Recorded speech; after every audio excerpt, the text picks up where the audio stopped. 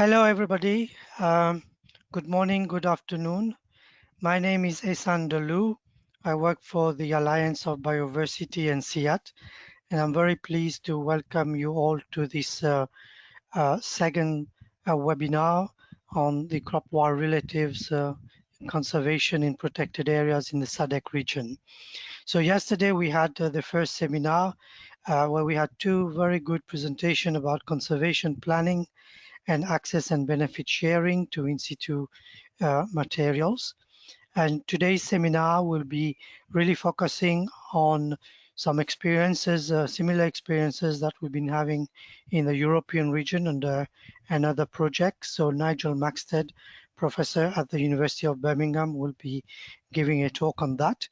And this will be then followed by a talk on the guidelines for crop wild relative population management by Professor Jose Oriondo from University of Rey Carlos in Spain, Madrid.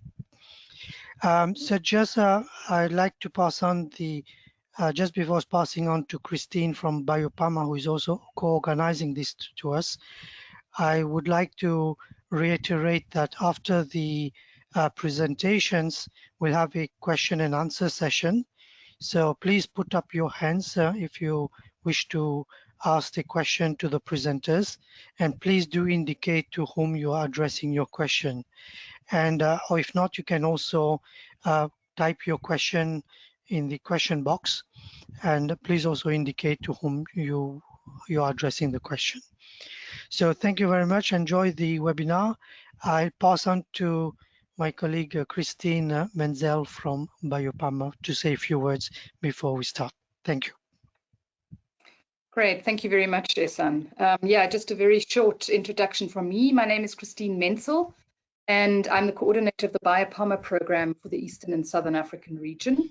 And yes, also from my side, good morning, good afternoon to all of you, and send a warm from IUCN side, the IUCN Regional Office for Eastern and Southern Africa, to all of you. And it's great that you are participating in this webinar today. So it's a great pleasure for us to be here and collaborating with the University of Birmingham and the Alliance Bioversity International and CIAT on this topic.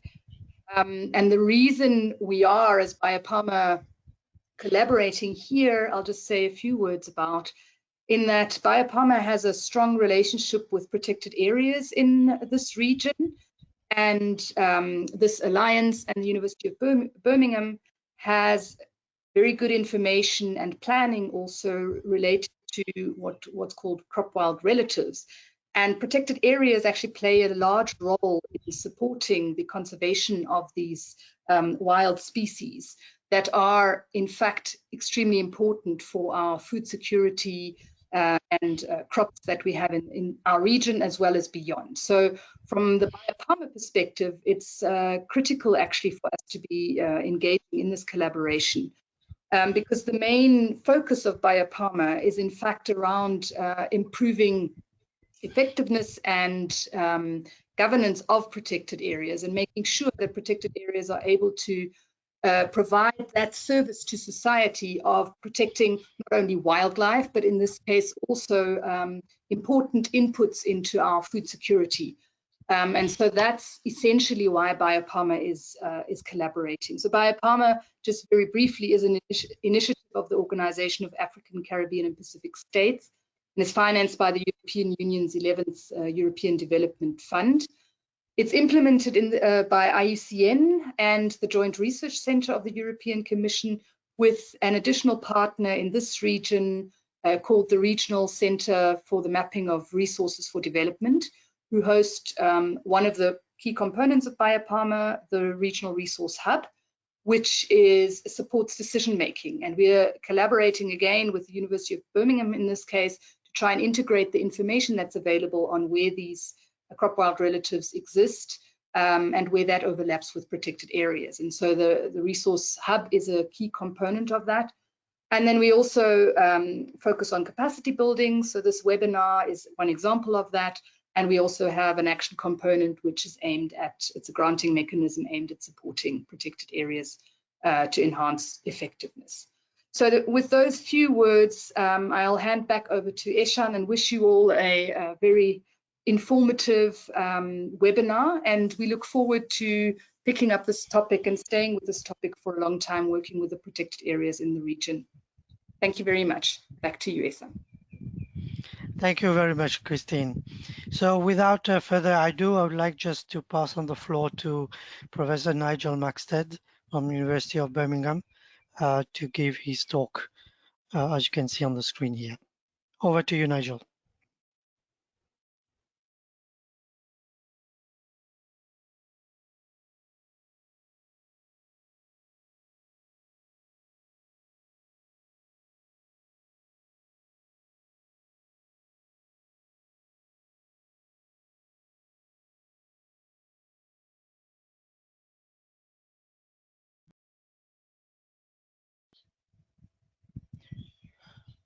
Sorry, Valerio, could you give speaking rights to Nigel?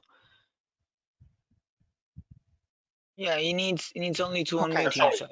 Okay. That's right. Apologies, I didn't realise I was on mute. I'll start again then, sorry. So thank you, Eshan. There's a rather long-winded title here, but basically the point of what I'm going to be talking about is that Eshan and I, or University of Birmingham and Bioversity, have been working together for many, many years and on various projects, both globally and in Europe. And we've built up a wealth of experience on crop wild relative conservation, ex situ and in situ. So we want to pass that on to other projects we're involved in. And obviously one of those key projects is the one in the SADC region.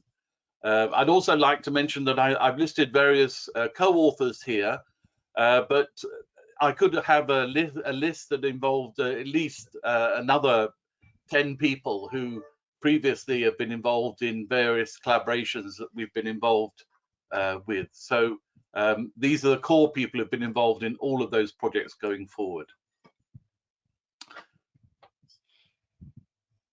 Right. I don't seem to be able to go down. Ah, sorry.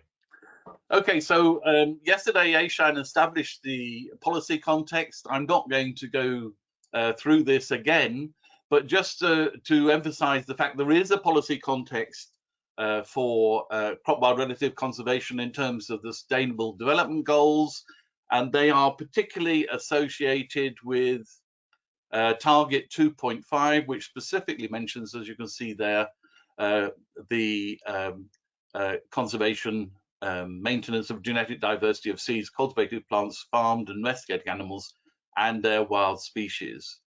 And so basically what we're trying to do if we're conserving crop wild relatives is maximize the diversity, the genetic diversity, which is maintained ex situ and in situ.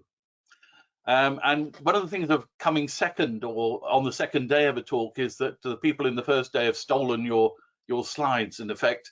So this is a variation on the slide that Joanna presented yesterday, which highlights how we go from crop wild relative diversity to actual breeders' use of diversity.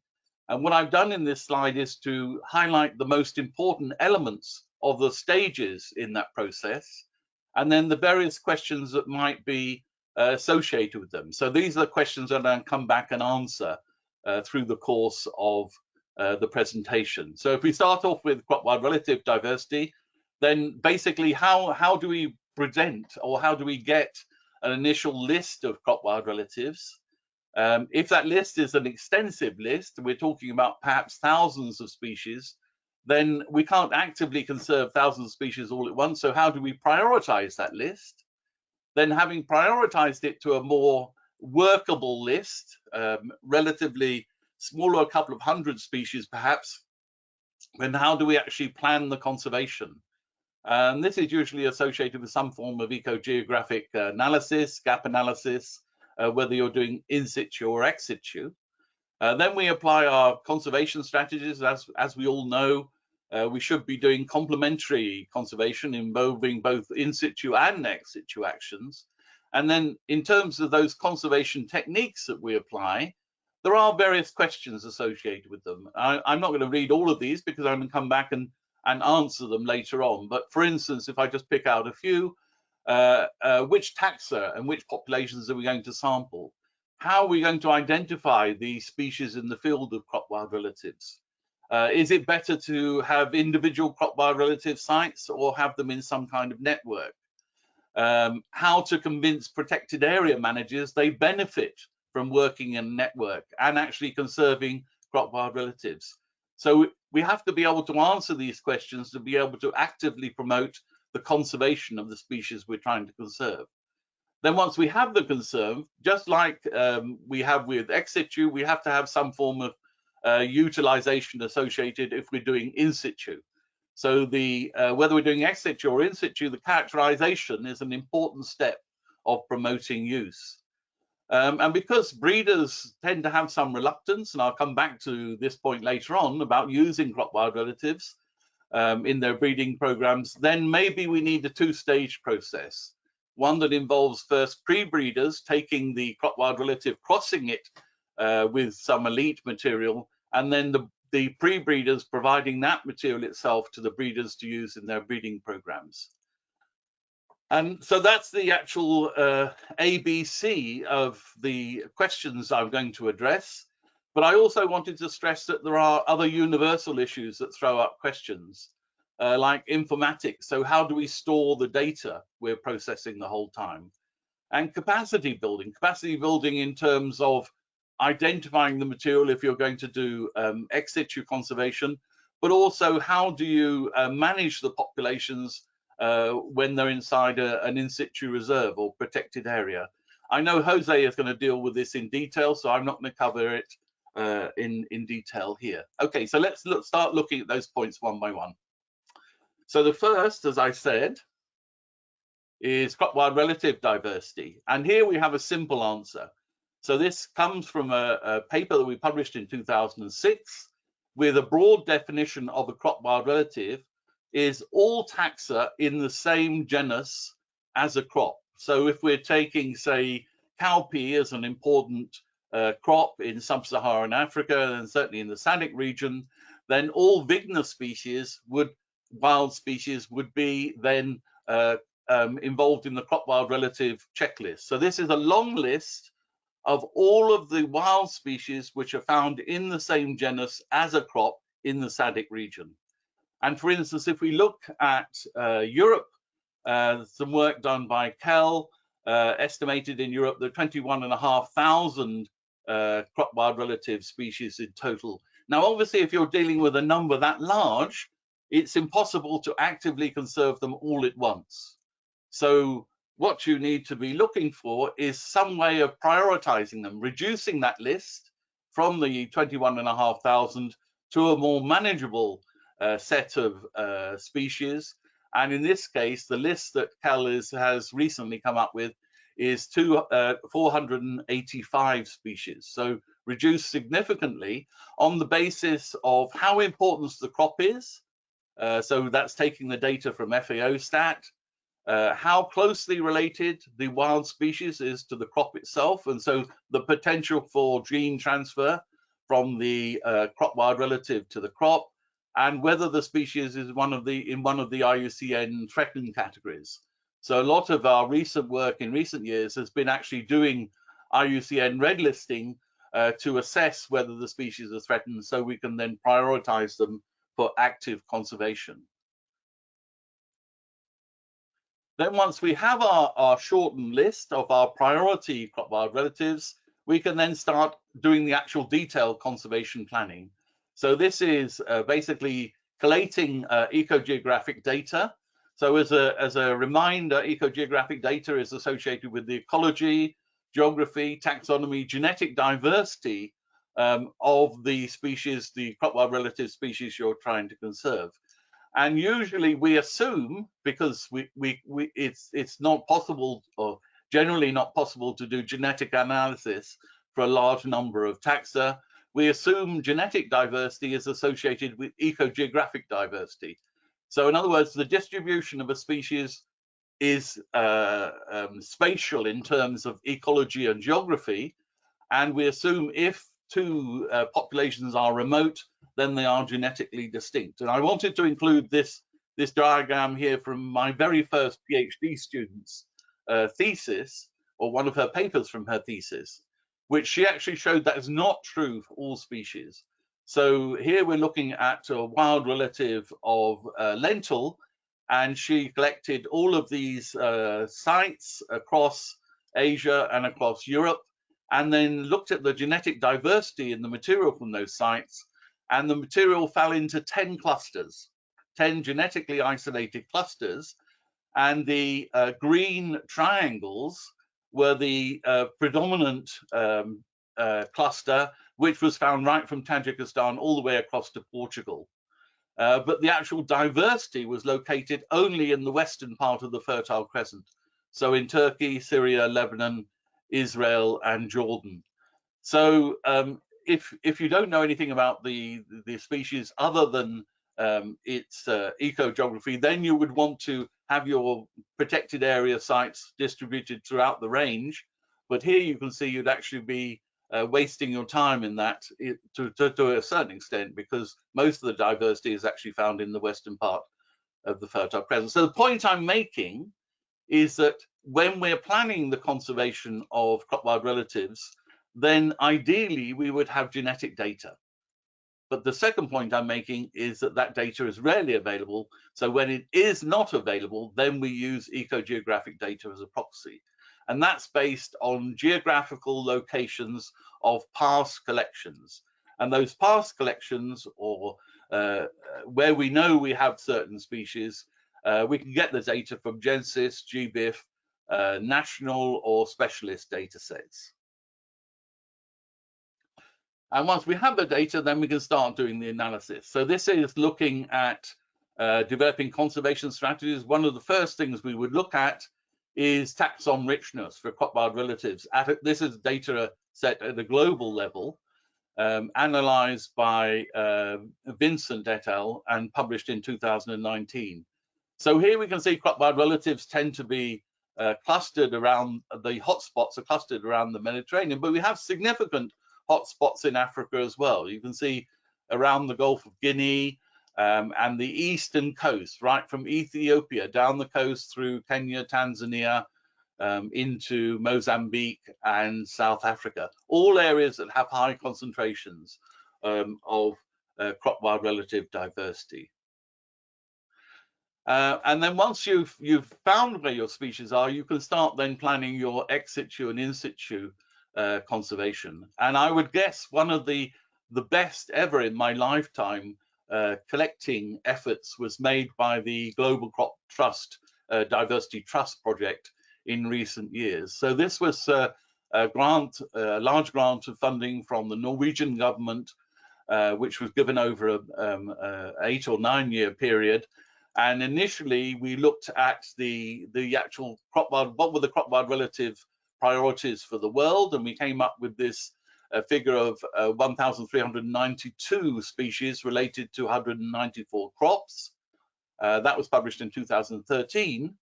And then in 2013, also the collecting started, and that was led by the Millennium Seed Bank at Kew Gardens, obviously working with national programs and the CG centers globally. And they chose to focus on 29 crop gene pools, all from the International Treaty Annex 1. And over that 5-year period from 13 to 18, 2013 to 2018, they collected 3,500 accessions of 25 genera of 237 crop wild relative taxa from 21 countries. I think they were extremely lucky, or not lucky. They've made a very good case for funding of that project. I think we're unlikely to see such a successful international project working on crop wild relatives again. Though I do hope that we can complement that in time with the work on ex situ conservation. So this is an exemplar project. We can learn lessons from that project and the collecting they did. We can also, this is which was the basis of them choosing their countries they would work in. So this is the analysis from Castaneda, published in 2016, looking at ex situ priorities. So here what we've done is we've overlaid these global priority crop wild relatives with where we know material has been collected from those species and found in gene banks, and so identified the gaps.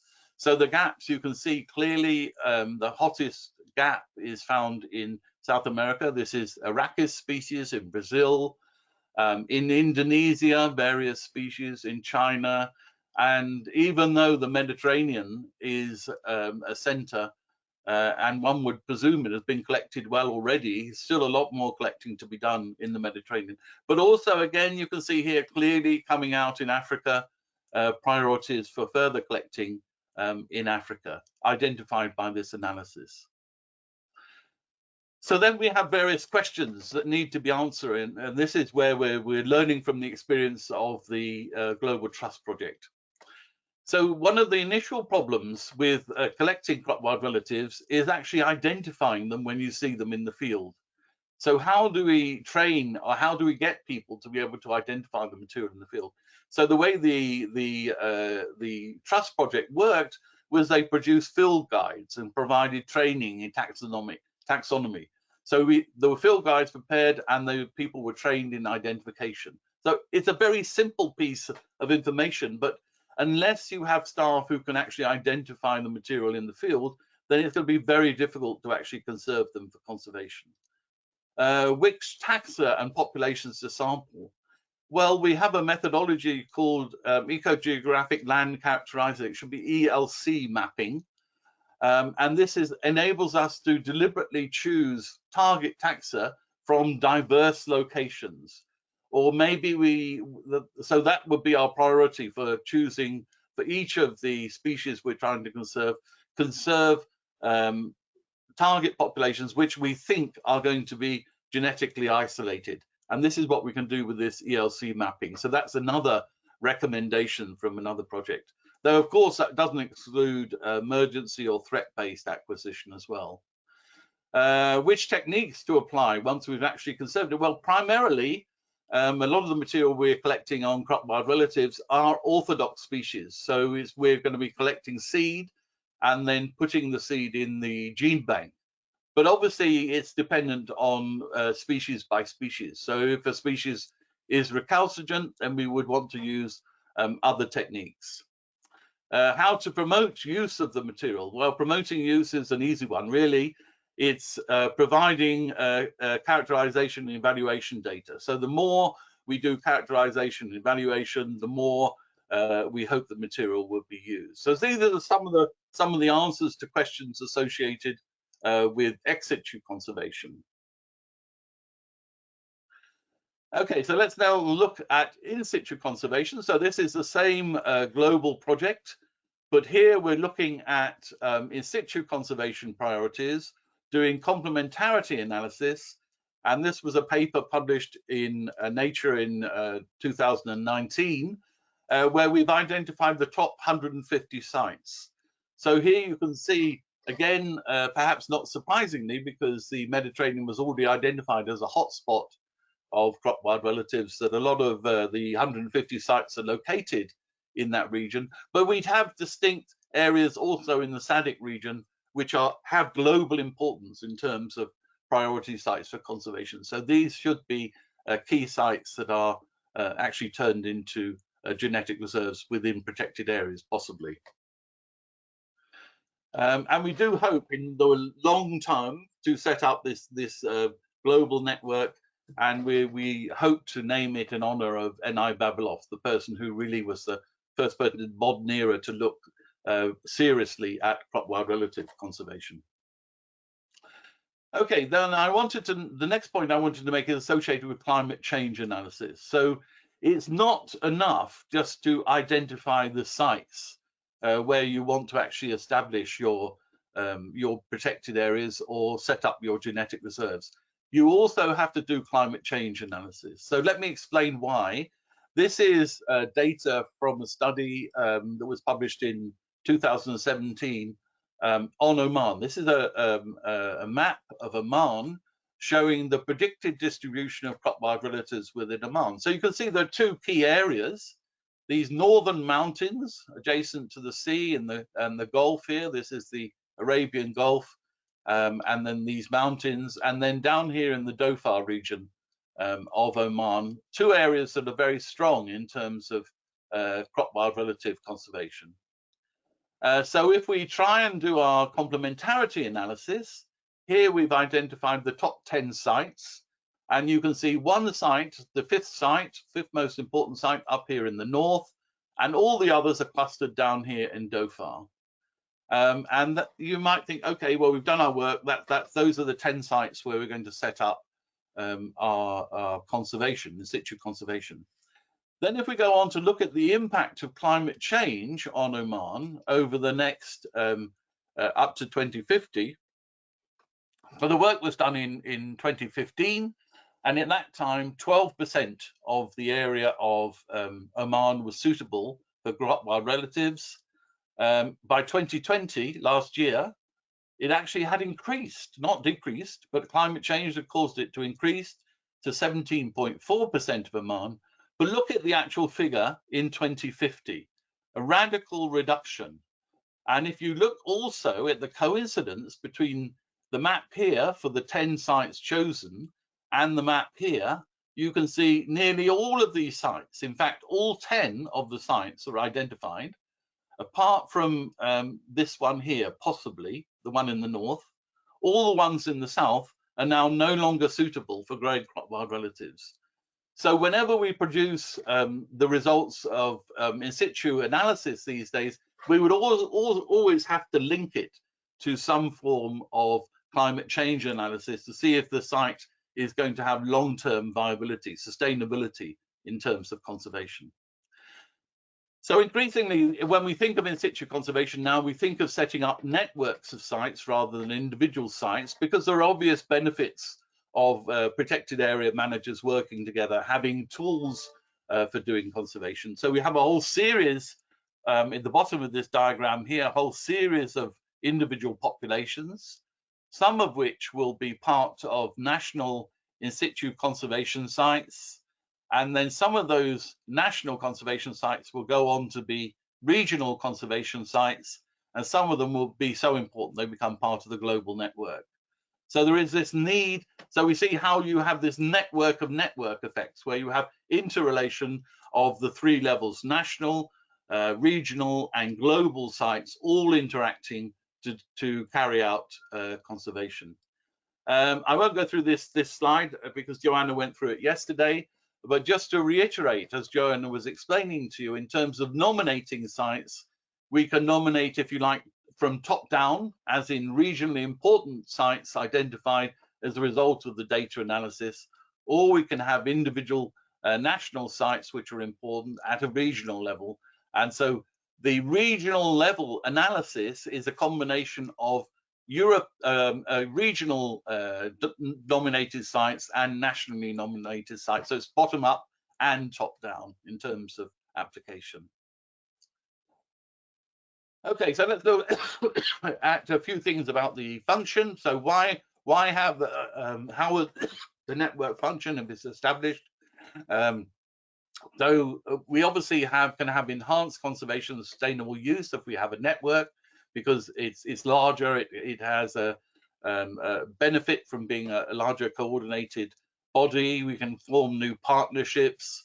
We can help provide access to the material, exchange of material and information, and there is distinct benefit to local communities. So as I made the point yesterday in my question to Gloria, which is rather than individual reserve managers dealing with the actual users of crop wild relatives, it would be better to have the material passing via the gene bank, and if it does pass via the gene bank, then the gene bank can ensure the benefits do flow back to the local communities. Whereas if you have local protected area managers dealing with international users, then maybe they wouldn't be as successful in terms of getting a positive outcome for the local community. So I'm strongly suggesting that we should be working in terms of in situ conservation and linking to the users. We should be working via the plant genetic resource centres.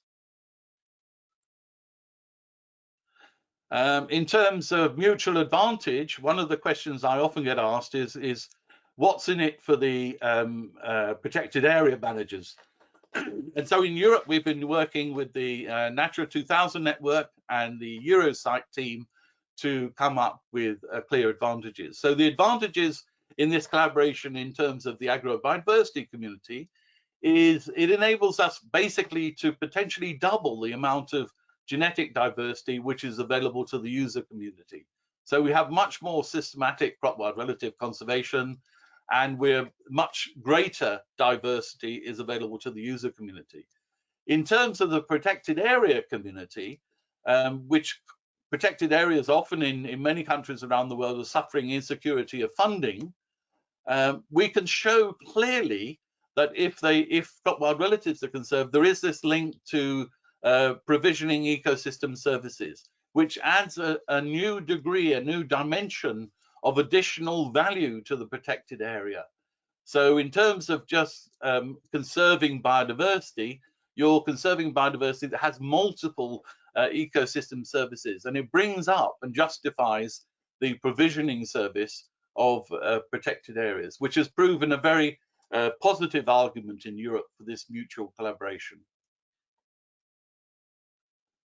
Okay, so if we look now at the other questions that might be associated with in situ, should we have standalone or network? Well, we've said network is preferable, as I've already argued. How to convince protected area managers to join the network? Because of, I've just explained, because of the provisioning ecosystem services. In situ established a new site or existing protected areas. Well, potentially both, but I think primarily because the cost of establishing new protected areas is going to be mainly existing protected areas. As the management plan is tweaked so that crop wild relatives can be more actively conserved.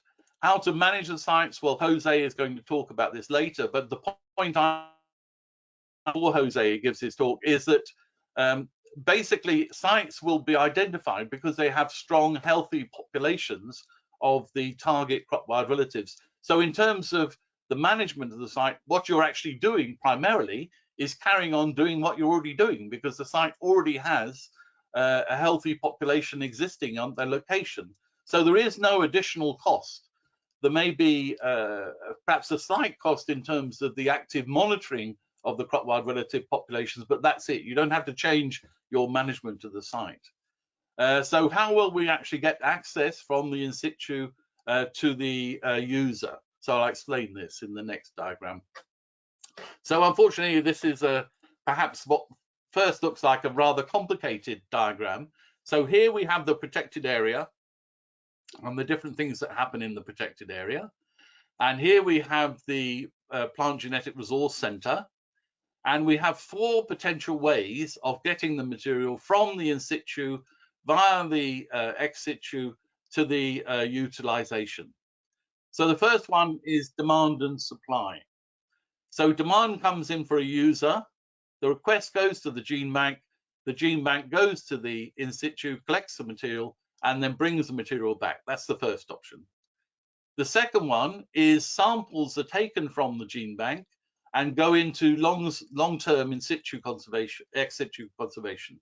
So every protected area that conserves crop wild relatives actively send a sample of their population. That sample then goes into the normal process of the gene bank and goes through registration, cleaning, etc., and goes into the gene bank as a normal accession and then is available to the user.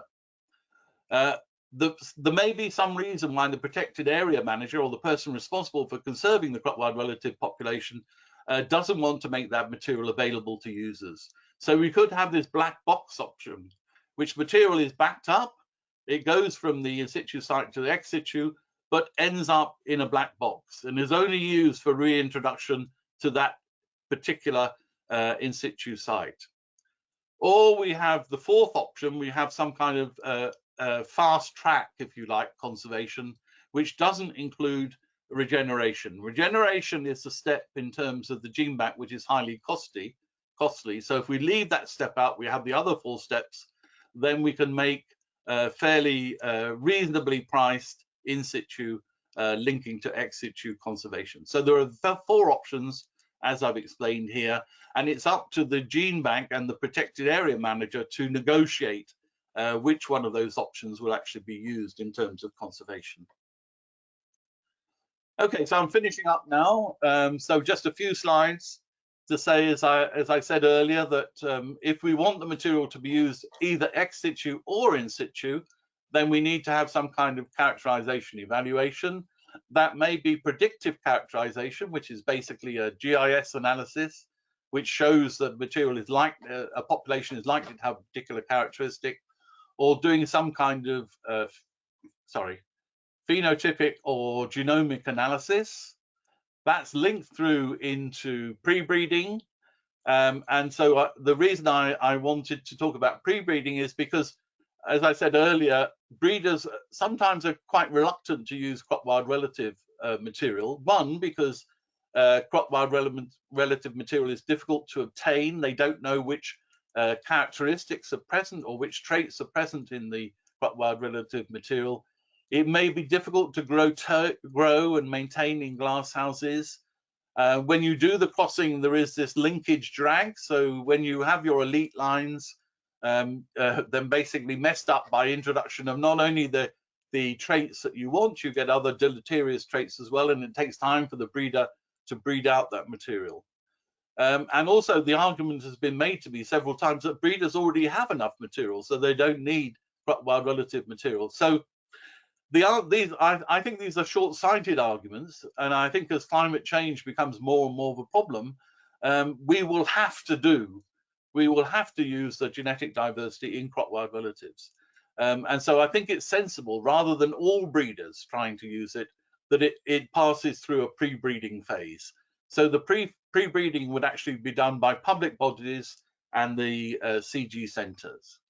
In terms of breeders' use, we can see there's one of the other things the Trust Project has done extremely well is promoting use of the conserved resource. So this is a recent, I think last week or the week before, published a volume of Crop Science, which was a special issue devoted to 18 papers talking about the use of crop wild relatives. So I'm sure that climate change is going to mean that breeders will use more, and there are now clear examples in multiple crops of use of crop wild relatives to the breeding programs. Right, so final few slides. I also think it's important, when I was asked to give this talk, I was asked about lessons learned that could benefit the SADC region. I think we should also do the reverse. We should also look at how the SADC region can benefit conservation of crop wild relatives outside of the region. And the thing that has proven really, really difficult in our European project is setting up the governance structure. And I commend Aishan for actually taking this forward in an excellent way within the SADC region. So Aishan developed a white paper which laid out a governance structure, submitted the white paper to the technical committee of the GRC for endorsement. It was then sent on to the SADC Directors Committee, to the Council of Ministers, and we hope now the Secretariat, the SADC Secretariat, will actually establish the structure, the governance structure for the actual network. So it is important as scientists that we're not only doing the science, we're actually working on, in this case, setting up a governance structure. So this picture is me trying to do the same, though not quite so successfully, by speaking to the European Parliament about the importance of crop wild relatives. And so final slide, I think now we have a unique opportunity. We have the ability in our hands, we know how to do it, we've answered a lot of questions on how to do it, to double the amount of diversity that's available in the future to farmers and breeders. The SADC, I'm sure, will be successful and potentially is the first component of this global network. So SADC will be leading the way for the world in terms of in situ conservation of crop wild relatives. But we must remember there is both in situ and ex situ, so we must have this complementary conservation going forwards, and no regrets action. We must take steps now to actually set this in place. And if we look at the data for Europe, we can see that 96% of people think that we have a responsibility to look after nature. I'm sure if you link that to agricultural diversity and you ask the same question in the SADC region, it would be virtually 100% would say there is a huge responsibility in countries that potentially have malnourishment to actually put a lot of work into conserving the genetic diversity which is available to help breeding programs into the future. So I'll stop there and pass over to Jose for his presentation. Thank you very much.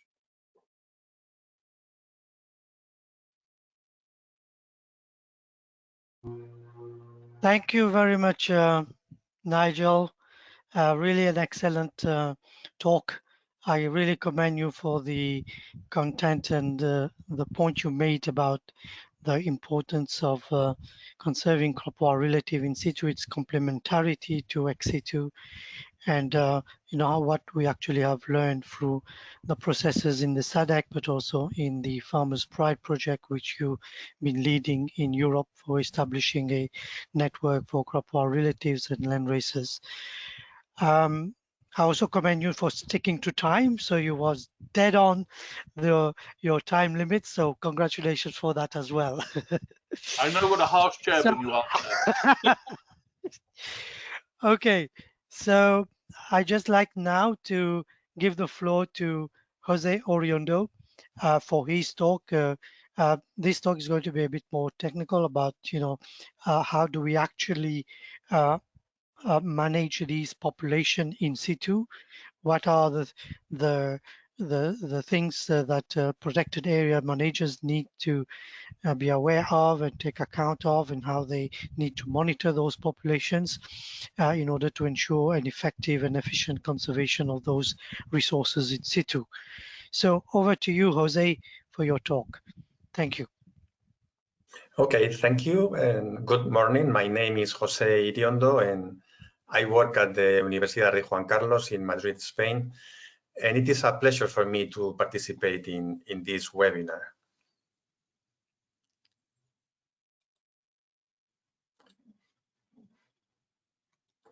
So when it comes to implementing a strategy for crop wild conservation in a given country or territory, sorry, Jose, we are not seeing your presentation. You are not seeing my presentation? No. Okay. Yeah, maybe you have misclicked the icon with the monitor on the GoToWebinar. Maybe it's unchecked. Perfect. Now we can see your presentation. Now you can see now. Not now, not now. Now you disable it.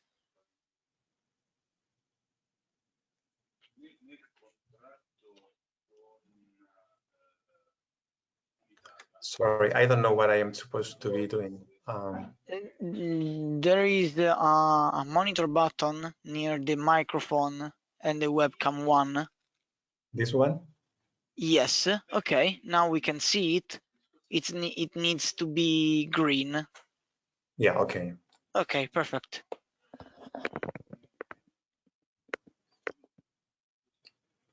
Okay.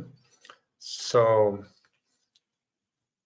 I was saying that when it comes to implementing a strategy for crop wild relative conservation in a given country or territory, there is a number of steps we usually follow, such as generating a checklist of priority crop wild relatives for the country and retrieving information about crop wild relative populations and choosing the populations we wish to conserve in situ. Many times we will select them by carrying out a gap analysis and selecting populations that occur within a protected area. But once we have done this preliminary work, how do we actually implement in situ conservation in those populations? Well, this is precisely a question that we posed ourselves when we formulated Farmers' Pride project. a research project funded by the Horizon 2000 Framework Program of the European Union, and that we translated into a particular task to develop within the project. And as a result of this, we are now finalizing the preparation of some crop wild-related population management guidelines that aim precisely at providing answers to this question. These guidelines are being edited by Joanna, Eshan, Nigel, and myself, but have also been participated by a long list of people that are contributing to the preparation of these guidelines. So we hope that we will be able to make these guidelines available shortly through the Farmers' Pride Project website. Therefore, with these guidelines, we aim at expanding the capacities to effectively manage, document, secure, and make available to users the population diversity of crop wild-relative taxa. They are meant to be used by protected area managers, field technicians, farmers, private owners who take the responsibility of conserving crop wild-relative populations in their natural habitats. One aspect that we found at a very early stage concerns the complexity of crop wild-relative conservation, in the sense that it involves different scientific disciplines and types of administrations. It is organized at different spatial levels. It may be financed in a variety of ways, and it may require a wide range of conservation actions. It must also be compatible with other conservation objectives present in the area if the genetic reserve is established in a protected area. And as a whole, it must deal with a complex network of interactions of different stakeholders. A second aspect we consider it is key for success is understanding the relevance of a stakeholder involvement in crop wild-relative conservation. In situ conservation of crop wild-relatives will not work if it is simply imposed with a top-down approach. In order to be successful, it requires the active participation of politicians, genetic reserve managers, resource planners, resource owners, indigenous people, local community, scientists, resource users like the breeder researchers, and all stakeholders who actually live in and around or visit the genetic reserve. And it is important to understand the network of interactions that connects them all in order to make this initiative work. Having said this, we have to consider that the basic management unit for in situ crop wild-relative conservation is what we call the genetic reserve. So genetic reserve can be defined as an area designated for the management and monitoring of the genetic diversity of one or more plant species in its natural habitat. If we are able to build up a set of genetic reserves that are effectively distributed across the different environments of the distribution range of a taxon, we will be able to efficiently capture the genetic diversity of the taxon. Thus, the genetic reserves are an essential component for the establishment of national, regional, and global networks for crop wild-relative conservation.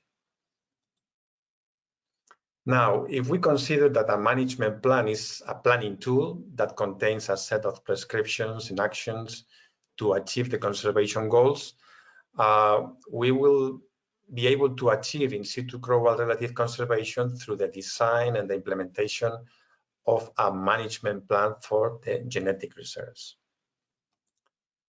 And we have identified 7 basic elements that should be developed in a genetic reserve management plan. These are site and target taxa description, habitat characterization, the formulation of objectives, the development of prescription with actions to fulfill these objectives, the generation of a work plan to put these actions into a time frame and to identify the necessary resources, and the elaboration and implementation of a monitoring program in order to be able to collect the information needed for proper evaluation of our management process. So the first element that we have listed in our list of elements for the genetic reserve management plan is the site description. And the site description should contain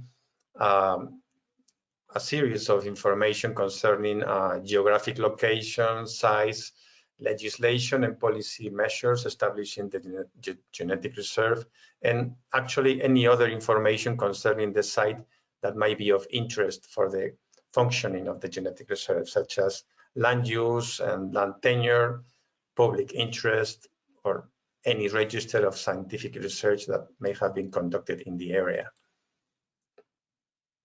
Now, this site description should help us define the management unit or units of a genetic reserve, considering a management unit as the operational unit to implement the management interventions and monitoring plans. The management units ideally should comprise whole populations. And as a matter of fact, in most cases, a genetic reserve will correspond to one single management unit. Whether we are just conserving one population of one species, of one target species in the genetic reserve, or whether we are conserving several populations corresponding to several target species that co-occur in a community. In both cases, our genetic reserve may have just a single management unit. But there may be other cases in which as a result of the structure of the genetic reserve and perhaps the spatial isolation of the target species in two subpopulations that are isolated, or maybe perhaps because we are able to distinguish two different microhabitats that require different management. Well, in these cases or others of the sort, we may be able to, or we may have to define a larger number of management units, 2 or more. Then the second element of the management plan is target taxa description. It involves, in the first place, the georeferencing and the delimitation of crop-wild relative populations. How do we conduct the delimitation? Well, if we work with flowering plants, which that will be the case in most of the cases, the best time to do the delimitation of the populations is at the peak of the flowering time, because it will enable us to distinguish, to identify better the individuals occurring in the population. And then it may be as simple as using a GPS tracker and walk around the limits, the perimeter of the individuals that constitute the occupancy area of the population. Another essential component of the target taxa description is the estimation of population size, which in most cases will rely on the estimation of the number of reproductive individuals. Once again, the best time to do this type of estimation will be at the peak of flowering time, because for obvious reasons, we will be able to see them better. And in the case of small populations, and by small populations, I mean not more than 3,000 or 4,000 individuals, we will easily be able to conduct a complete census, meaning by that we can count all the individuals of the population one by one. We can flag them, and then we can count them. However, when we are dealing with much larger populations, it may be better to conduct an estimation of the population size through sampling by establishing a one or a series of transects or plots where we will count all the individuals present in these transects or plots, and then extrapolating this information to the whole occupancy area for the estimation of the population size. And yet another consideration in target taxa description is to conduct a population threat assessment. That means identifying the risks that could potentially threaten the genetic diversity and the evolutionary potential of the population. And for this purpose, it is advisable to follow some standard approaches, such as the ones presented by the IUCN Threats Classification Scheme, in which they present a long list of potential threats that we may be able to consider of all sorts, and we can have an opportunity to assess one by one whether these may be relevant for our case, and assess them in terms of timing, scope, and severity. And because we are dealing with crop-wild relatives and we are mostly interested in the genetic diversity present in the populations, we may also be interested in conducting a threat assessment in terms of risk of genetic erosion. And in this case, for instance, we have some specific forms, like the one provided by Luigi Guarino in the well-known book Collecting Plant Genetic Diversity Technical Guidelines, where you can have an estimation, we can quantify the threat of genetic erosion according to a number of considerations. And the third element of the genetic reserve management plan is habitat characterization. And this may involve the physical characterization of a series of elements, of variables related to soil, geology, climate, or hydrology, as long as they are relevant to our target species, and also concerning a biotic characterization, especially relating to those organisms that interact with the target species, them being either competitors, parasites, herbivores, pollinators, or seed dispersers, for instance. So once we have been able to delimitate the site and characterize the target populations and their biotic and abiotic habitat, it is the time to set the management objectives. The definition of objectives is an essential element of the management plan. If we do not set specific objectives we wish to attain, we will not be able to assess whether the management of the genetic reserve is being successful. So the overall objective obviously should be to maintain the viability of the target crop-wild relative populations. And to do that, we will basically have to maintain the optimal biotic and abiotic environmental conditions needed by these populations for survival and reproduction. However, this objective could very well be placed for any organism or species for which we aim to conduct a conservation process. So what is it of special in the case of crop-wild relatives? What sort of objectives we could formulate that could be more crop-wild relative specific, considering that with crop-wild relative conservation, we're interested in maximizing the genetic diversity of the populations? Well, so some more specific objectives that we may consider are to minimize the risk of genetic erosion from demographic and environmental variation, or to minimize the risk of genetic pollution from nearby crops that may be related to our target species, to support actions that promote genetic diversity, to ensure access to populations for research, or to ensure access to in-situ backup for use in breeding, or to populations that are exploited by local communities. In any case, we will be interested in following a smart approach, that being in formulating objectives that are specific, measurable, achievable, relevant, and time-bound. Now, once we have set the objectives, the next element of the genetic reserve management plan is to set the prescription. That is the set of actions that are put into place to achieve the goals. Many times, these actions are set to eliminate or mitigate the threats we have previously identified on the target populations of the genetic reserve. They may be actions that deal with threats associated to human mismanagement of the site, or threats associated with the physical environment, or actions that deal with the biotic interactions, or with threats inherent to target crop wild relative populations.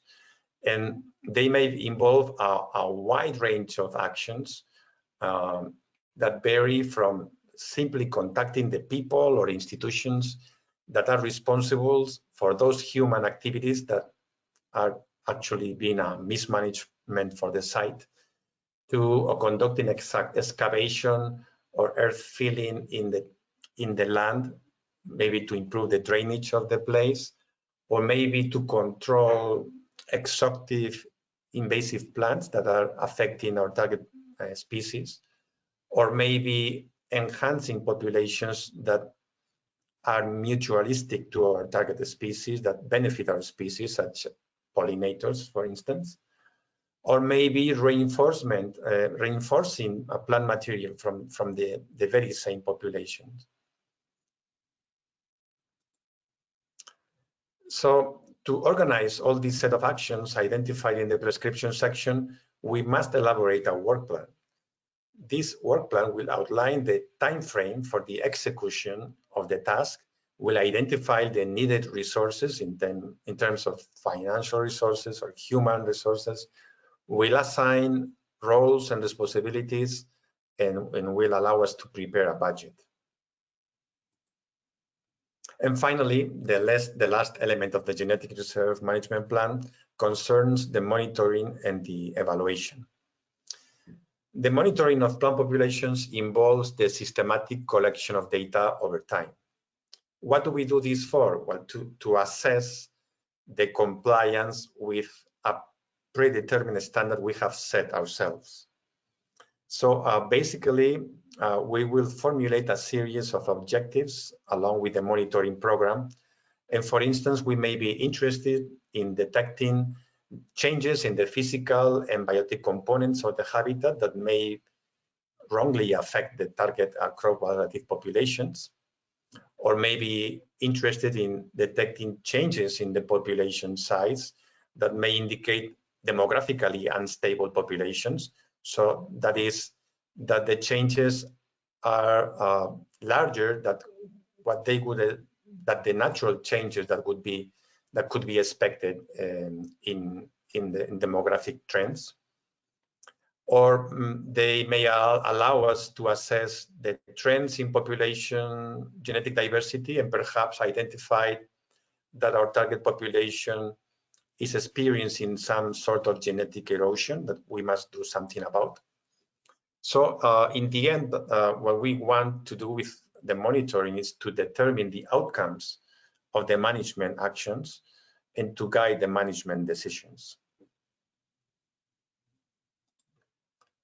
And so there is a whole different set of levels of monitoring in which we can conduct the monitoring.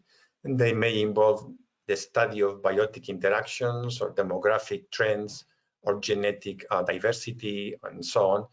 And for each of these levels of monitoring, we will have to choose a series of parameters. Like for instance, for demographic trends, we may want to gather data a long time on population size in order to fulfill some of the objectives related to the monitoring that we previously set. And one of the outcomes of implementing a monitoring program is that with this, we will have the information that will help us evaluate the success of our management plan. So this leads us to the adaptive management cycle, in which the information we gather through the monitoring after implementing the actions can be used to assess their outcome and adapt the strategic plan accordingly. And so we adopt the adaptive management cycle. In addition to these basic elements of a genetic reserve management plan, there are other issues that are worth mentioning. One of them is the establishment of an adequate communication strategy. In the current world, it is crucial that the actions implemented in the management plan are adequately disseminated among the stakeholders of the genetic reserve in order to generate a participatory environment. And so thus, we will have to identify who the key stakeholders of the genetic reserve are. And for each stakeholder, we will have to define what type of information is relevant to them. Then decide on how this information will be collected and documented and by whom, and how this information will be managed and how it will be made accessible.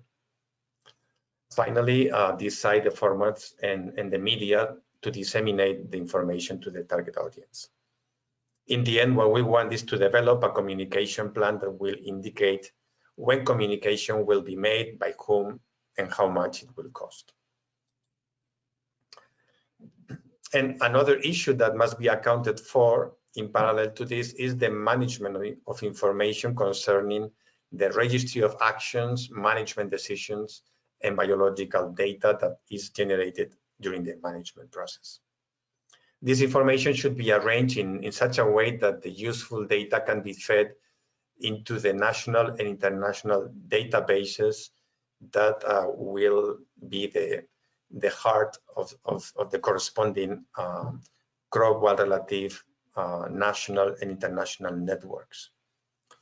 So this part of the management of information, although we have been working with it for quite a few years, I think it is still in its infancy, although periodically we are producing some documentation standards. And I would like to note, in this case, one of the last published material in this line, which is the list of descriptors for in-situ crop-wide relative documentation published by Alercia and collaborators this past year. The spatial context in which the genetic reserve is situated must also be taken into account, and the corresponding policies and legislation must be applied. Starting from the subnational level, we must comply with the local regulations affecting the management of the genetic reserve. Furthermore, at the national level, we will have to take a close look at the National Plant Genetic Resources Program, at the laws governing the conservation and sustainable use of plant genetic resources, or at the national laws for access and benefit sharing of genetic resources. At the regional level, for instance, as in Europe, we have quite a few number of legislation and policies to take into account, ranging from the Common Agricultural Policy to the Research and Innovation Program, to the Biodiversity Strategy, to the Habitats Directive, and so on. And finally, at the global level, there is, of course, some other very key international policies or regulations or legislations that must be accounted for. Nigel already mentioned the UN strategic developmental goals and the zero hunger, the international treaty and the CBD as the two pillars that deal with the access and benefit sharing, and the second global plan of actions for plant genetic resources that should also be taken into account. So, so far we have talked about genetic reserve management by itself, but it is now time to consider what happens when the genetic reserves are established in protected areas. As Nigel previously said, it is probably a very good idea that genetic reserves are, if possible, established in existing protected areas, and that their management is incorporated into the overall management program of the protected area. There are clear benefits to this. In the first place, it is a very good way to minimize the cost of any genetic reserve operation. Secondly, protected areas have already a long-term conservation efforts.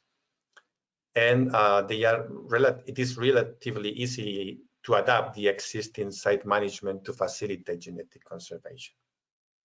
So by establishing genetic reserves in protected areas, we have a clear advantage. However, we must also consider other issues that may come along with this action. For one, if we want to incorporate the genetic reserve management plans, the protected areas may have to go through a long bureaucracy associated to the amendments or the renewal of the existing management plans. And the incorporation of the genetic reserve management may have some side effects on other parts of the management of the protected area, such as the zoning of the protected area or certain sectorial plans, or may even interact with the conservation plans of some of the emblematic species of the protected area. And of course, it may bring also some increased management costs. And related to this, a critical aspect is the management team, because at least our experience in Europe, and particularly in Spain, is that protected areas typically suffer serious staff limitations. So when we are considering the establishment of a genetic reserve in a protected area, we should check whether the protected area management staff is sufficient to undertake the genetic reserve management.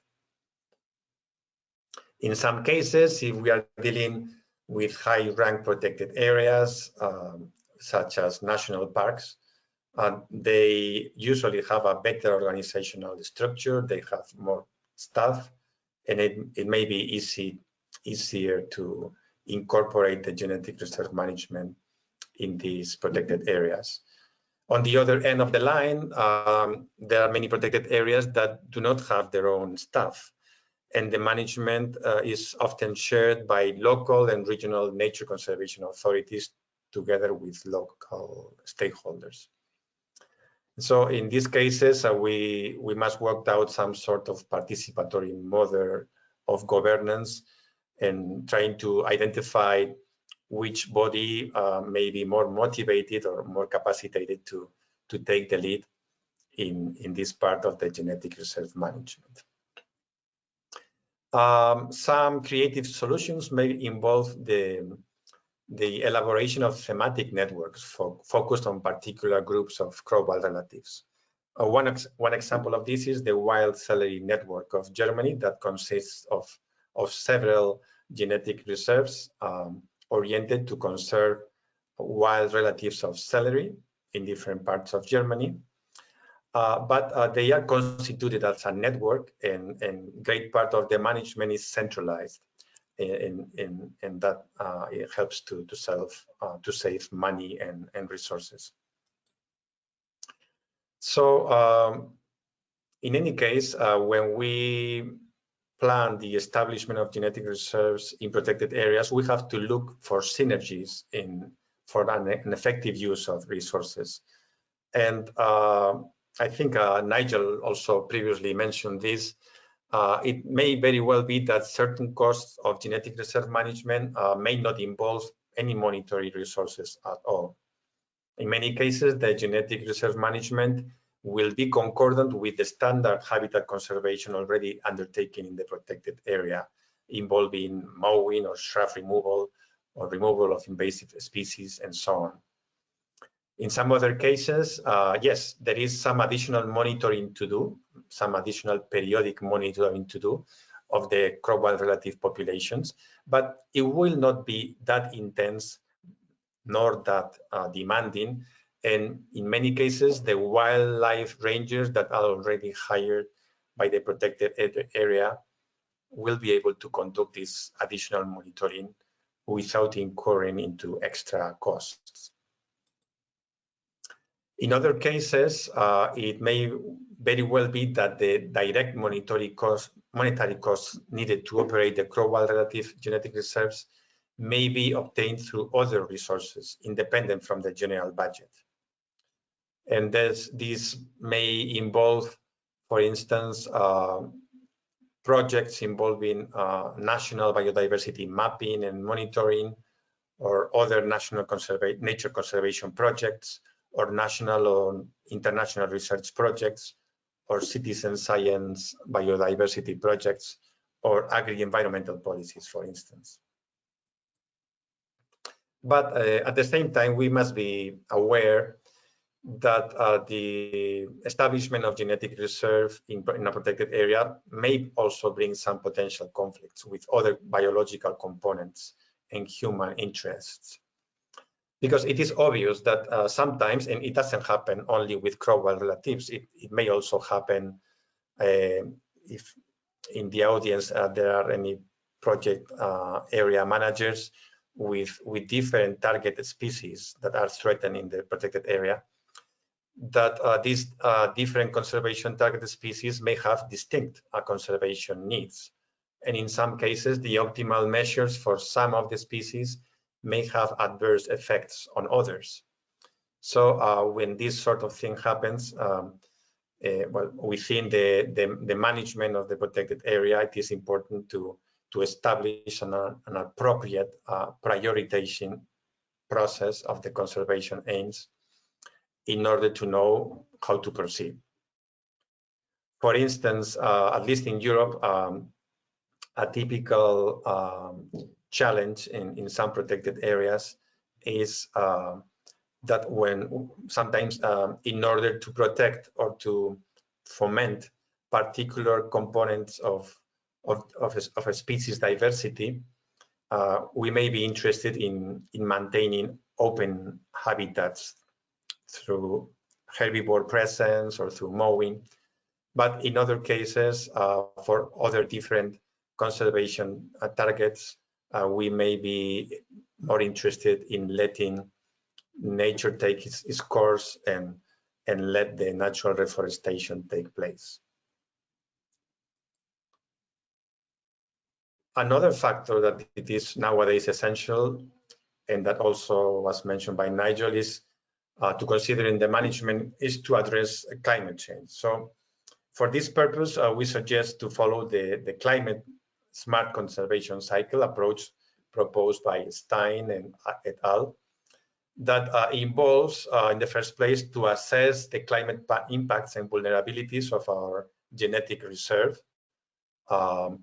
and see if through the adaptive management, the target populations are able to cope with climate change, either through migration to favorable conditions within the genetic reserve, or through short-term responses to the environmental changes, through phenotypic plasticity, or maybe through long-term adaptive evolutionary responses through evolutionary rescue.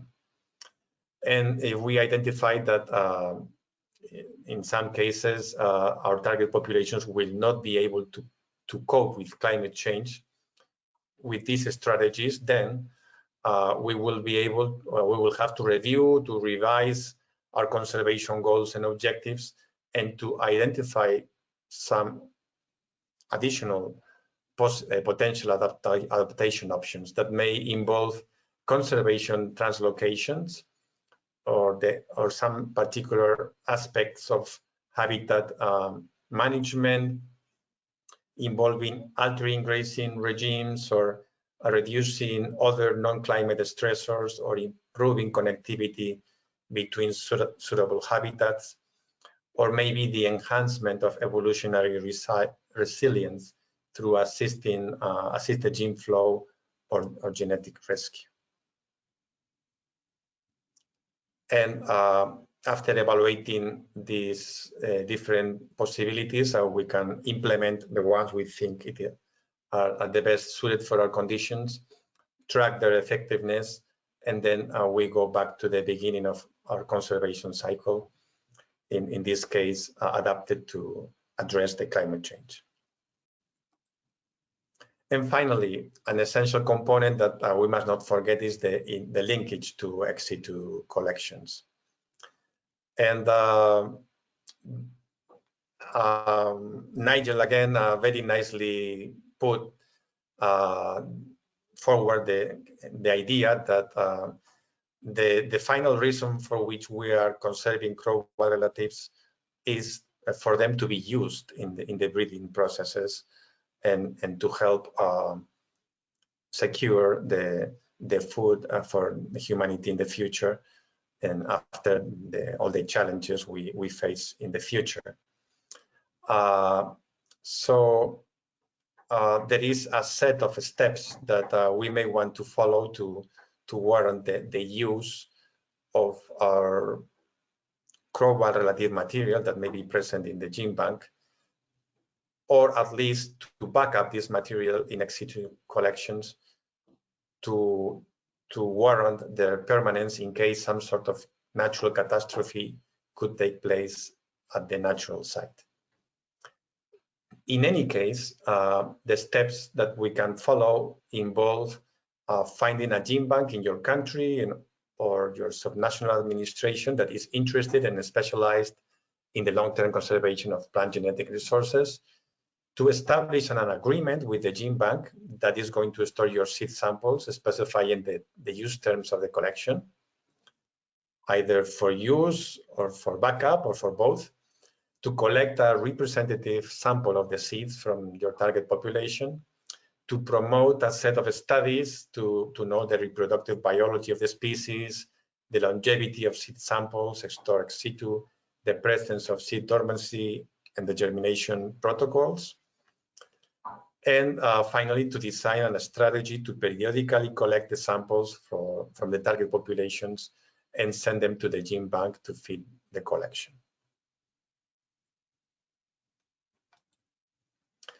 And if you have followed me this far, you may end up thinking that the management of crop relative is just too complex.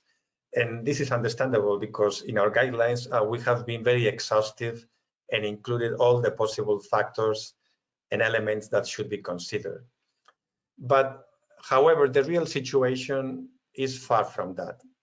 In most cases, in situ conservation wild relative population management will be much easier than carrying out the management of threatened species. If we choose populations that are in good health and are not threatened, the management will be very simple. So summing up and just trying to keep a minimum set of quality standards for management, what we need to do for in situ crop wild relative conservation is, in the first place, maybe to pick up a couple of herbarium specimens of the target crop wild relatives and to deposit them in public herbaria so the material is properly identified and rest there in the future for any further posterior assessment. Then, as we previously mentioned, we are going to georeference and take a demographic survey of the target crop relative populations. We will conduct a very basic characterization of abiotic and biotic conditions. We will implement a monitoring plan. We will involve the local stakeholders in the management, and we will sign agreements with the land owners of the sites to ensure the protection of the target crop relatives. And we will make sure that the material is sampled at regular intervals for complementary ex situ conservation, and that this material is accessible from a known ex situ facility as part of the multilateral system. So in the end, what we want to do is to conduct an active management of the genetic reserve as a long-term in situ conservation resource through the design and implementation of a management plan that covers all these parts. And as I was saying before, if the population is in good health and not subject to any major threat, there won't be many additional actions that will have to be taken place. And that's all, and thank you very much for your attention.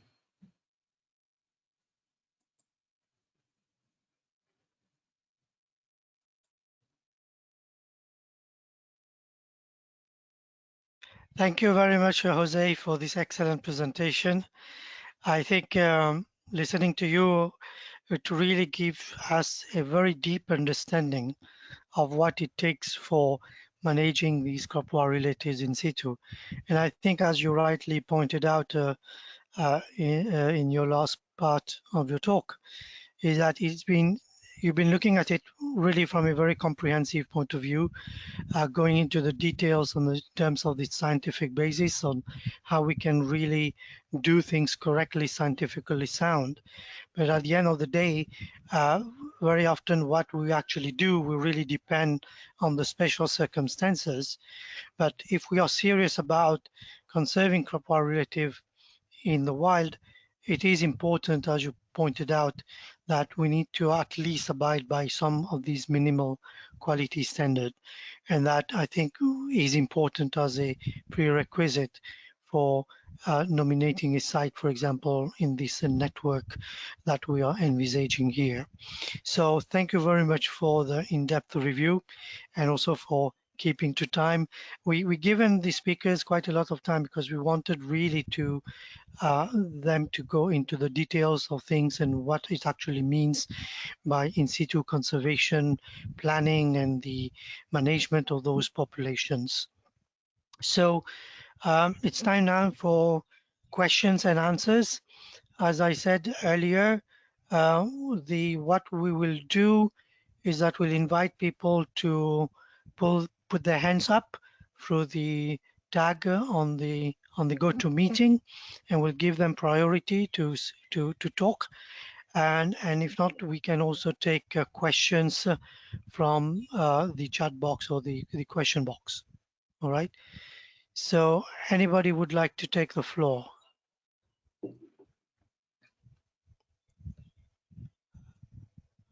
I don't see any.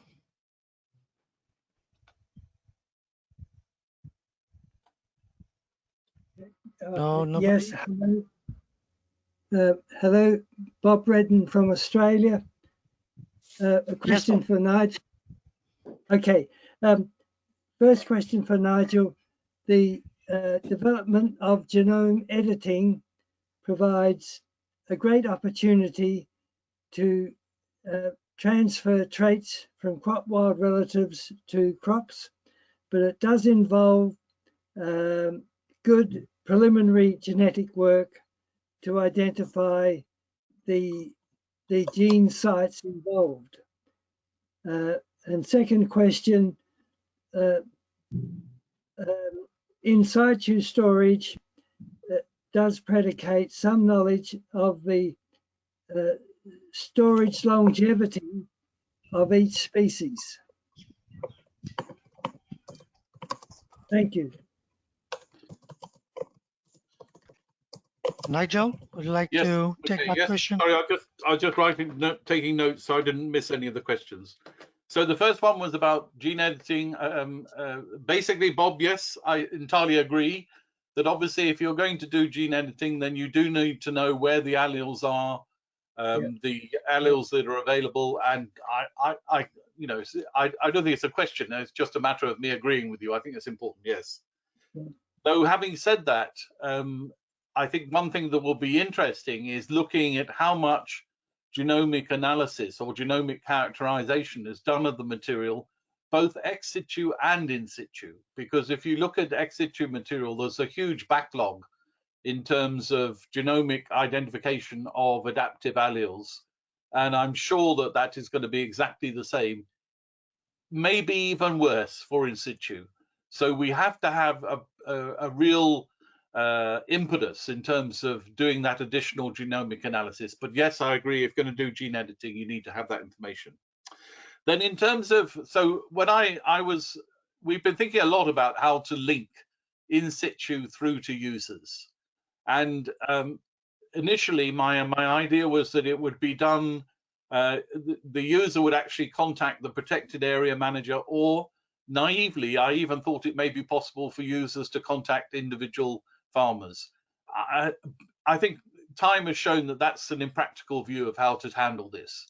And the only pragmatic way of doing it would be to do it via the gene bank, because the gene bank is already set up to handle the interface with breeders, and the gene bank itself can actually then guarantee the benefit back to the host community. So rather than threatening the host community and exploiting their resources without giving any benefit, we can actually guarantee that they do get that benefit. But your question was about the life. Basically, one of the options I had in my linking in situ ex situ was material will go into the gene bank and not be regenerated.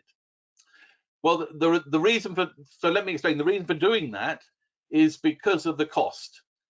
Basically, if we have a lot of material flowing from in situ through to ex situ, it provides a large cost in terms of the gene banks, in terms of maintaining that material. So how can we minimize that cost? So one way of minimizing the cost is to take out the regeneration. Now, if you take out the regeneration, you're quite right. The reason in a normal gene bank we have regeneration is because of the germination decline over time. But we can get around that in the in situ context by providing, as Jose was saying, regular samples. So if you provide regular samples from in situ to ex situ, say every 15 years, then that would maintain your germination and would avoid the need to do regeneration within the gene bank. So I hope that answers your question, Bob. Thank you very much.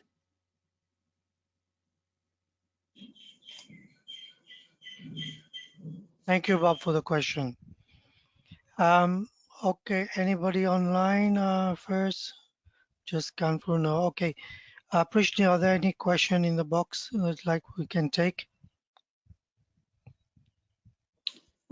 Yes, there's one from Sheila, and I'm not sure to whom it's addressed, but she says in Joanna's presentation yesterday, she highlighted that a significant proportion of priority crop wire relatives occur outside protected areas.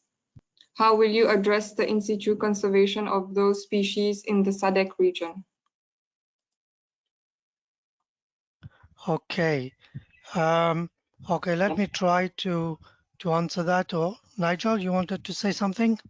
Well, I was just going to say that we focused in this presentation on doing in situ within protected areas, but I also think we should be looking much more seriously about looking at in situ conservation outside of formally established protected areas, because of the cost associated with doing work within protected areas. If we can try and work out some scenario where, for instance, farmers, most crop wild relatives are found in disturbed habitats, usually farmland. If we can work out a scenario whereby farmers are given a subsidy for maintaining crop wild relatives with the crop, then that would be a sustaining factor. And I know within Aishan's SADC project, we have Adam Drucker, and Adam Drucker is actually investigating the scenarios of paying farmers for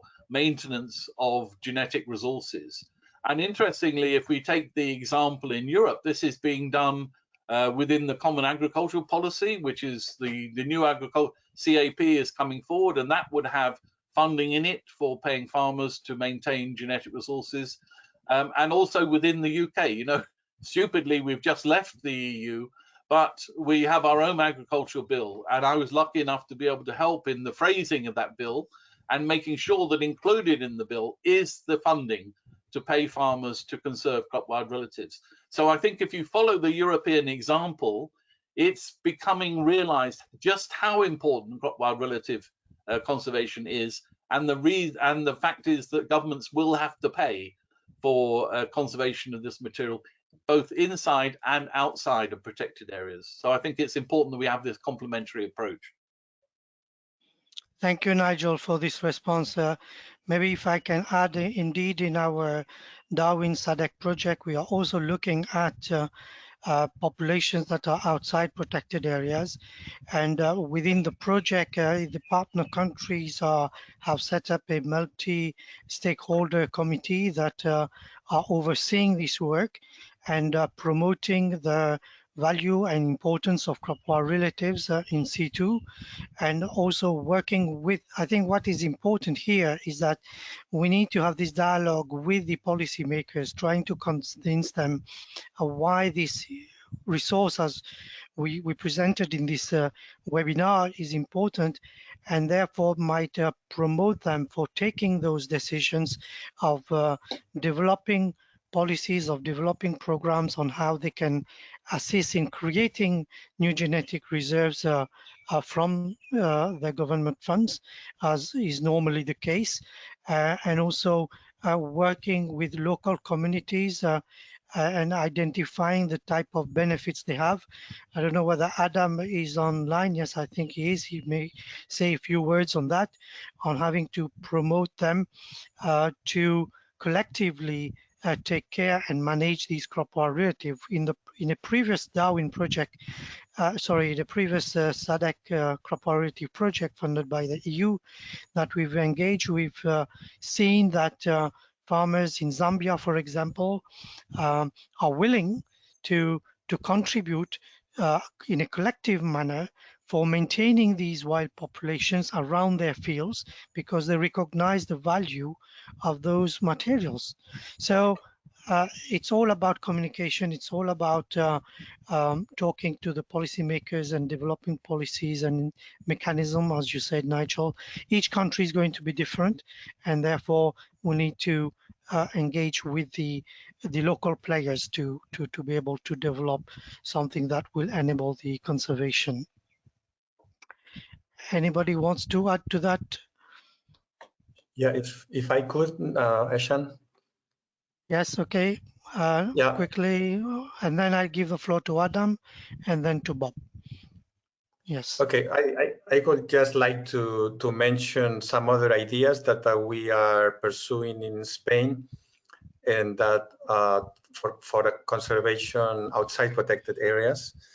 And one of them is that we are getting in contact with the Federation of Municipalities that are concerned with biodiversity. It is a network in Spain of towns that have interest in biodiversity conservation, and that they are already taking actions in other aspects of biodiversity conservation, and they may provide bare lands or parks or public areas that belong to the towns and cities, and they may get involved in this purpose. And another area of research is the big companies that manage the big infrastructures of communications. We're talking about highways or railroads, and that on the sides of these great infrastructures there are hectares and hectares of land, of bare land, that is being actually managed. So if we are able to convince them that by managing them in a certain way, they may be preserving some crop wild relatives, that can also be another strategy. Thank you. Thank you, Jose, for this contribution. Adam? Yeah, thanks, Eshan. Thank you, Nigel and Jose, and yesterday, Joanna, for really interesting presentations, which raised lots of kind of questions and follow-up points in my mind. So looking forward to interacting with you after this meeting. But on the topic of economics, there's certainly plenty to be done. I've always found it very interesting that some of the prioritization work in terms of which crop wild relatives related to which crops should be selected is based on their potential breeding values, but from there the economics seems to play a limited role. So it's also been interesting to work with Farmers Pride and the SADC project in trying to add something with regard to how we manage crop wild relatives in a cost-effective manner. And taking some of the concepts from payment for ecosystem services, which we have been widely applying over the last decade to land races, it's also been an interesting opportunity to see how we can apply that to crop wild relatives. And as mentioned, I think as we saw in Joanna's presentation, there are certainly plenty of sites which are outside of protected areas which need to be included. And the question is, how do we engage with farming communities and create the kind of incentives that they require in order to be able to maintain crop wild relatives, which, unlike land races, I think have limited direct use benefits to farmers. I mean, on some occasions, they are used as emergency foods and so on, although that's then debatable as to whether they're being used as a crop wild relative genetic resource per se. But given that we would largely be expecting farmers to maintain, or farming communities to maintain crop wild relatives for the public good, both national and global, it would be fair to say that some sort of incentive mechanisms are required. We're looking at that currently in a Darwin project in Africa, but in some previous work that we did in Zambia, which was published in Wainwright et al. in 2019. And I think is one of the first studies on this. We saw that farming communities are willing to, that they do recognize crop wild relatives, they are willing to engage in conservation, and that the costs of engaging them are relatively modest. So as in other areas of agrobiodiversity conservation, it would appear that we are at risk of losing important range of diversity for the lack of rather minimal funding. And I think further down the road, it would be interesting to look at the degree to whether there may be trade-offs between selecting in the process of deciding where to conserve crop wild relatives, whether that's in protected areas or outside of them, that there may be some trade-offs both in terms of which protected areas you want to choose, but perhaps some of the at the margin, perhaps there's a trade-off between sites which are inside and outside, which some economic studies could help us to answer. Thanks. Thank you, Adam, for this contribution. Okay, any other questions? I don't see any hands up. Christine, do you have any? I'm sorry. Yes, Bob, is that Bob? Yes, please. Yes, go ahead. I'm sorry. Okay, Bob again. With regard to cross-pollinated crops, if there are crop wild relatives growing in the vicinity or next door, there will sometimes be natural hybrids, and farmers growing land races may tend to weed them out. But if they were paid to collect seed from those hybrids or different types within their land race, you get the double benefit of cross-fertilization with the wild, and the farmer gets a benefit for supplying the material. So Jose may have some comments on that. Well, yeah, definitely. That's a very good idea. So I guess it will very much depend on the context and the species that is involved, or the crop that is involved.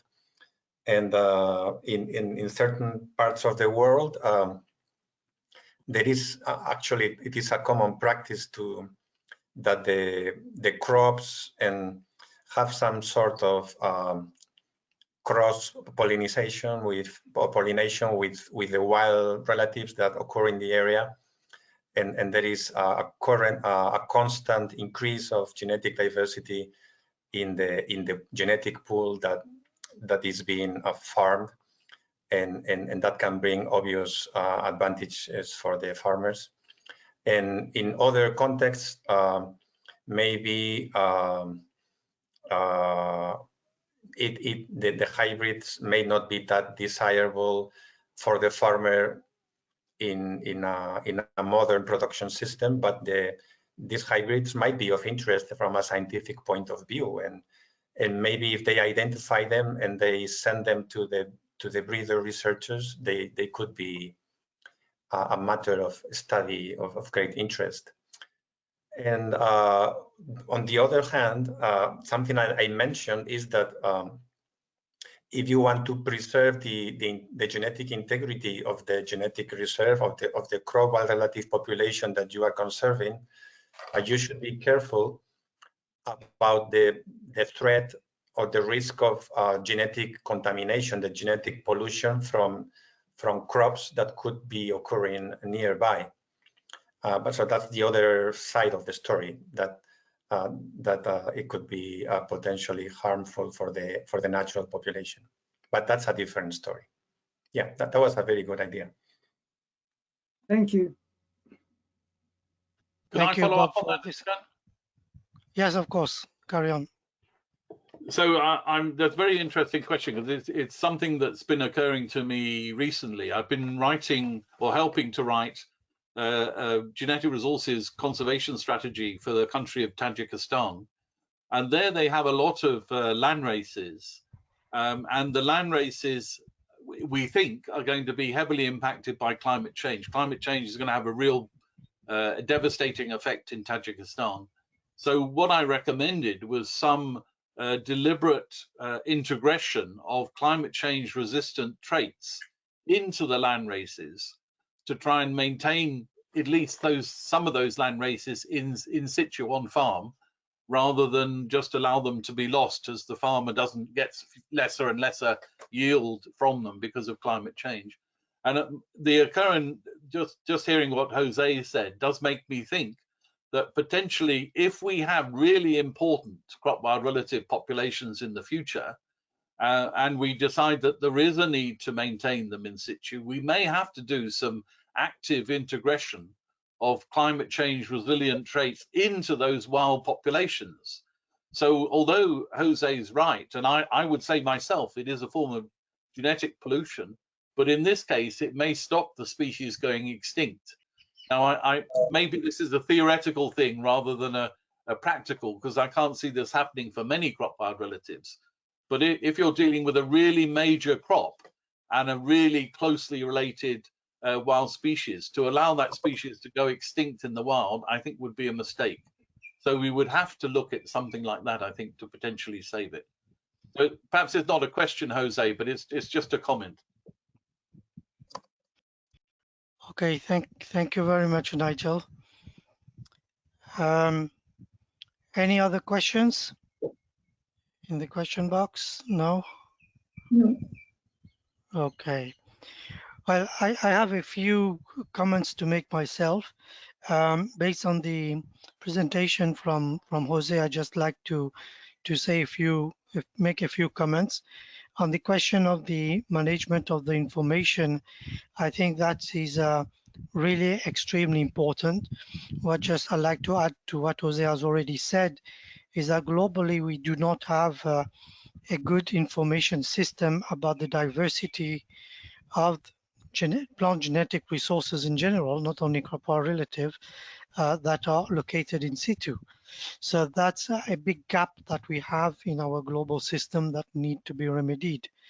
So I know we've been making attempts at doing that at the alliance level and within the CGIAR, root tuber and banana research program. We've been working on trying to establish the in situ conservation, what we are calling a knowledge base now, to provide information about these key crops, of their occurrences around in the world and where the hotspots of diversity are, together with a lot of added information about the crops in situ. I think these are things that need to be developed and given priority in the future. So that's one thing. The other point Jose made was about these conflicting management measures. Yeah, I fully agree that this is a tricky one, and but at the end of the day, as a manager, one need to look at the trade-off and develop strategies on how to ensure that the diversity that may not be conserved in situ is safeguarded. So by, as you say, by collecting them and sending them to the gene bank might be one strategy in terms of not losing that diversity. It will not work all the time. So I think one need to be flexible, iterative, to ensure that we conserve the diversity of those genetic material. And the final point I'd like to comment is, I think, very important, which is linked to that, is really to encourage protected managers to work more collaborative with the plant genetic resource centers in sending their material to the gene bank for backup. That is the way where we will be able to build the link between in situ conservation, ex situ conservation, and use. So I think that is the message I would like to end this webinar on. So that I think is an important point. So we have 10 more minutes, a little bit less than 10 minutes to go. Don't know whether there's any other question or anybody wants to take the floor. Otherwise, I may ask Christine, are you still there? Would you like to say a few concluding remarks from Biopharma's side on the webinar? For me, it's been tremendously successful. I think it's provided a really good, not only overview, but in-depth dive into the subject of in-situ conservation of crop relative. So thank you very much to all the presenters. So Christine, I pass on the floor to you to say some few concluding remarks. Thank you. Great, thank you, Ishan. Yes, I think also from my side, as I mentioned earlier, I come more from the protected areas angle, and I don't really know that much about crop wild relatives. So I think the last 2 days have been extremely enlightening for me, just understanding more, one about what they are and why it's important to protect them, but then also about all the planning and mechanisms that have been presented in terms of really being able to protect these and then also working with protected areas on that. So I think it was hugely insightful, as well as today then the information about concrete conservation measures, what can be done. Some of that obviously is very relevant to protected areas on in situ side. So I certainly from Biopharma's side would very much like to advocate and work with protected area managers in this region to spread the word, so to speak, around crop wild relatives and how these can be protected in our protected areas here, as well as then also, yeah, just generally trying to improve the awareness about this. I think there's also a strong link for us in terms of, and it was mentioned in one of the presentations today and also yesterday, in terms of this being an ecosystem service, an additional value that protected areas actually can have, and services they provide to society. And I think this is very interesting for protected areas in this region. There's been quite a lot of valuation exercises being done, and I'm not entirely sure how much of those have actually considered this particular aspect. I don't know of any, so I think it is something that we can pick up on this side as well and really try and look at which protected areas this is directly relevant to, and seeing how we can support them in terms of integrating some of the conservation activities into their management planning. So yes, thank you to all the speakers as well, and of course to the Alliance and University of Birmingham for all the research and super interesting presentations today and yesterday. And yes, we hope to be in touch and will help this idea in our constituency as well.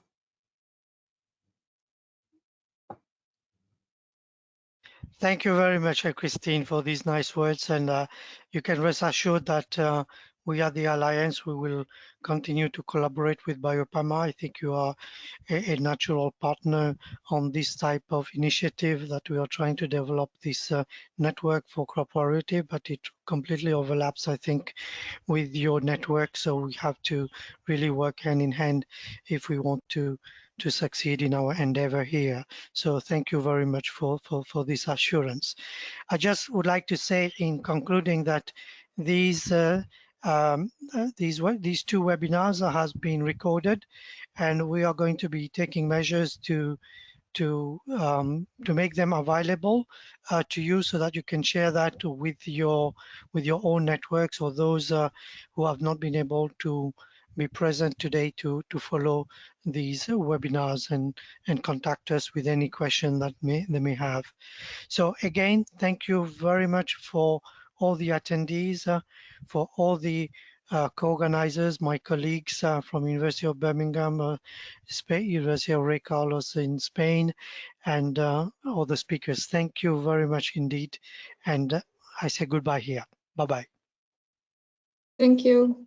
Bye-bye. Bye. Bye.